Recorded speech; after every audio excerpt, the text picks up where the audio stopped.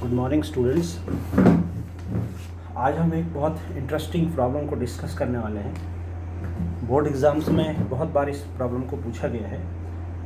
ये प्रॉब्लम इस प्रकार से है, एप्लीकेशन ऑफ डेरिवेटिव में एक क्वेश्चन आएगा कि एक एलिप्स है, वी हैव अ एलिप्स जिसे हम दीर्घवृत्त कहते हैं। इसकी इक्वेशन होती है x² / a² y² / b² = 1। ये इसकी इक्वेशन है। We have to find the area, maximum area of a triangle. वो उस ट्रायंगल इस प्रकार से है कि उसका एक वर्टेक्स तो यहाँ पे है, इस एंड पे शीर्ष पर एक वर्टेक्स है, राइट, और ये आइसोसेलेस ट्रायंगल है। We have to find the largest area of a isosceles triangle.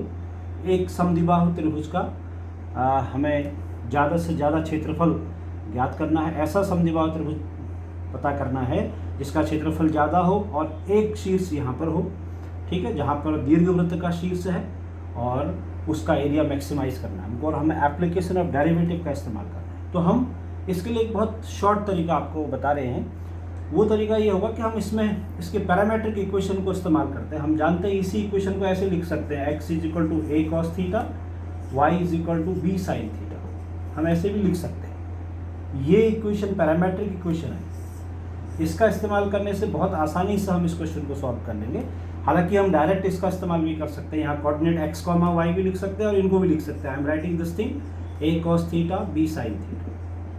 ये इसके मैंने ले लिया, a cos theta b sin theta, ये हमने ले लिया इसके कोऑर्डिनेट। तो आप जानते हो कि ये चीज़ तो a होती है, this is a, x² / a²।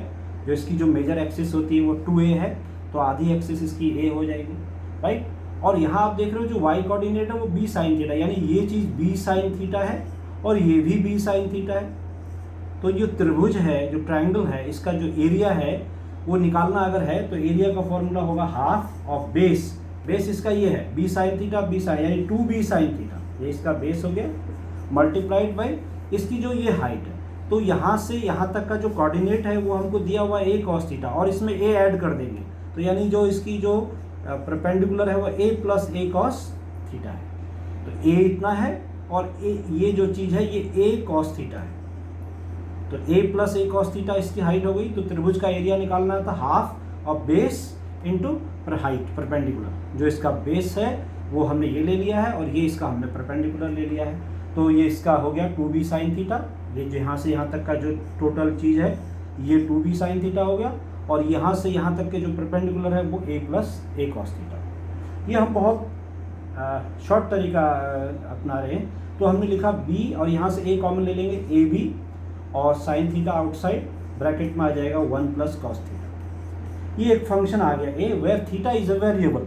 इसमें जो चर है वो थीटा है, राइट। और अब हम इसको एरिया को मैक्सिमाइज करना है तो हम इसको डिफरेंशिएट करेंगे with respect to theta. dA/d is ab। First function sin theta की जगह हम लिख देंगे इसका डिफरेंशियल cos थीटा, और इसको ऐसे ही लिख देंगे 1 + cos थीटा। फिर अगली बार sin थीटा को ऐसे ही लिख देंगे, और 1 + cos थीटा में cos थीटा का डिफरेंशियल आने वाला है जिसको लिखेंगे sin थीटा। ये आ गया। नाउ इसको मैक्सिमाइज करने के लिए ऐसा लिखना होगा dA/d = 0, which finally gives this is equal to 0। यानी हमारे पास इसको इक्वल टू 0 लिखेंगे तो ऐसा आ जाएगा cos theta + cos² theta - sin² theta equals to 0। तो अगर मैं इसको रीराइट करता हूँ, इसको भी 1 - cos² थीटा लिख दूंगा, तो यहाँ पर हो जाएगा 2 cos² थीटा। इसको भी 1 - cos² थीटा लिखेंगे तो वो माइनस वाला प्लस हो जाएगा cos वाला, तो 2 cos² थीटा हो गया प्लस cos थीटा हो गया, और यहाँ -1 बचेगा equal to 0। We will have factors of this. इसके दो फैक्टर हमारे पास आ जाएंगे, 2 cos थीटा -1 एक आ जाएगा, cos थीटा +1 दूसरा आ जाएगा। You can find out the factors. अगर हम इसको मल्टीप्लाई करेंगे तो ऐसा हमारे पास आ जाएगा, करेक्ट। ये दो फैक्टर्स है, इससे हमारे पास दो रिजल्ट्स निकल रहे हैं। एक तो cos थीटा = 1/2 आ रहा है, cos थीटा = 1/2, एक cos थीटा = -1 आ रहा है, right? This one is not acceptable, so cos theta is 1/2, so theta is π/6, right? Theta हमारे पास आ गया π/6, cos theta is coming as π/3, right? 1/2 cos 60 की वैल्यू होती है, तो cos 60 is π/3, थीटा is π/3। तो हमारे पास ये आ गया कि इसकी जो वैल्यू है थीटा की वो पाई बाई 3 आ रही है। We will check it for second derivative now, d2a upon d theta square, वो कैलकुलेट करना है। इसका डिफरेंशियल दोबारा करना पड़ेगा आपको, ये है फर्स्ट डिफरेंशियल इसका, राइट। इसका एक बार फिर डिफरेंशियल करेंगे तो a भी तो बाहर आ जाएगा, okay. We will have a differential of all this. इसको हम सॉल्व कर देते हैं। इसके जो अंदर के टर्म्स थे वो सारे मैंने ये लिखे हैं, यहाँ पे लिखे हैं, इनको सॉल्व चाहे तो आप दोबारा लिख सकते हैं। पहला कॉस थीटा है, उसका डिफरेंशियल हो जाएगा minus sine theta.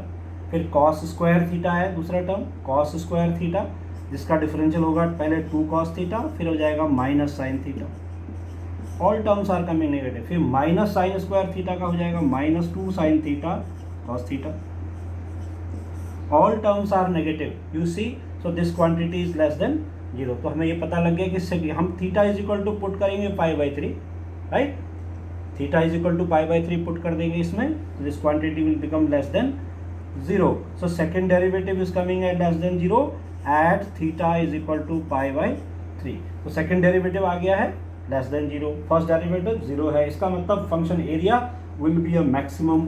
What will be the maximum area now? We can calculate. तो maximum area हम यहाँ calculate कर दे रहे हैं। देखो what will be the maximum area? Area हमने यहाँ लिखा है half of b sin theta. Half of b sin theta is pi by 3. It is sin 60. Sin 60 is root 3 by 2.